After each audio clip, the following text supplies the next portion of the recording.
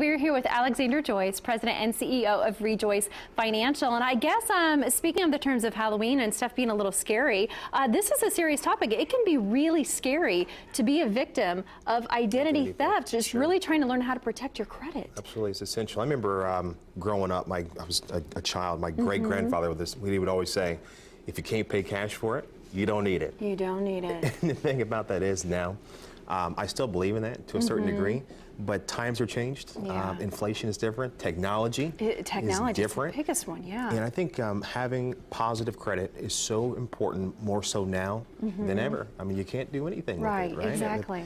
When people think identity theft, they think, okay, what is that exactly? Because I feel like identity theft is like a tree that it could branch out into many different ways. So what do we need to know? It's the residual, first of all, it's the residual effects that affect people that are victims of identity theft.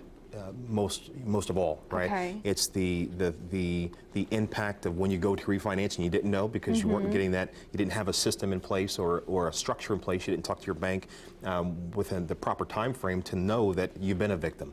It's just knowing. So you have to take those proper procedures and be proactive as opposed to reactive, and just make sure that if you're not using your credit, to lock it, right? To monitor it.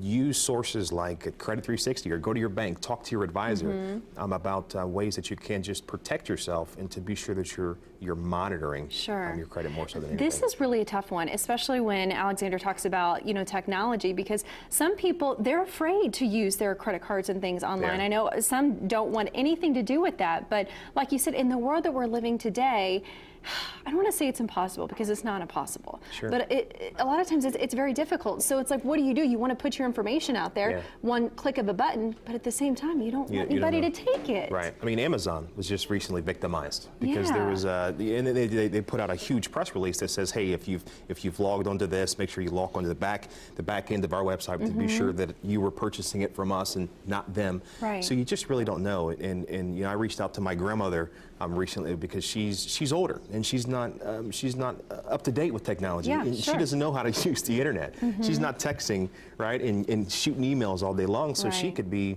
a victim and not even know it. So I would strongly recommend those that that you're just not about us personally, but reach out to your family as well to get that information out there. Can we talk about the forms of the identity theft, especially with people who might be of that older generation? That can be as simple as something like a phone call, right? It can. Somebody calling and pretending to be somebody else? Absolutely. Listen, the IRS isn't going to call you on the phone. Okay, they're not going to go ask you to purchase a bunch of gift cards because you don't have the cash at hand to pay them to make sure that thing goes away, right? So it's reach out to those people and just make sure that they're up to date on the recent of the recent fraud that's out there because it is real. And that makes me think of another question. What do we do, or what do we tell them to do? Do we ask ourselves certain questions? Do we ask them certain questions? Do we make sure to log off those sites of the computer? What are some few things that we can do? You can, right? I mean, technology is everywhere. There's these cookies, and make sure that you're going back into the back end of your computer and clearing out those cookies, or making sure that you're logged out.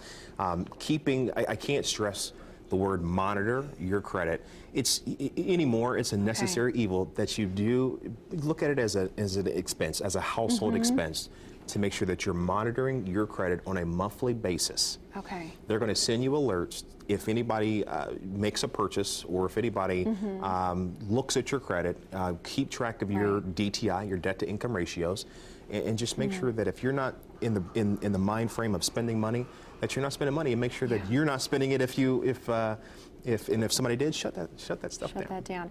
Really great points. Like you said, keep tabs on that stuff for sure. We'll put all these again on our website, indystyle.tv. But Tracy, that's a really good point. I got a call. Someone made a purchase on one of my credit cards. Like, did you spend $400 on such and such? No, wasn't me. So it was somebody else, and had to send me a new card. And I'd like to point out that the IRS isn't going to call you and tell you these things. And you can put police departments, all sorts of authoritarian entities, people are pretending to be, and it must work enough, or they wouldn't. Or they wouldn't keep doing it. So I got to keep ignoring that email from that prince that has $10 million for me. Do not sign a check and send it to said prince. He's adamant that this is mine. He wants it. He hasn't gotten my name spelled right yet. We get a lot of calls in the newsroom about this stuff too. Oh yeah, exactly. Can't protect yourself enough. Thank you, Alex.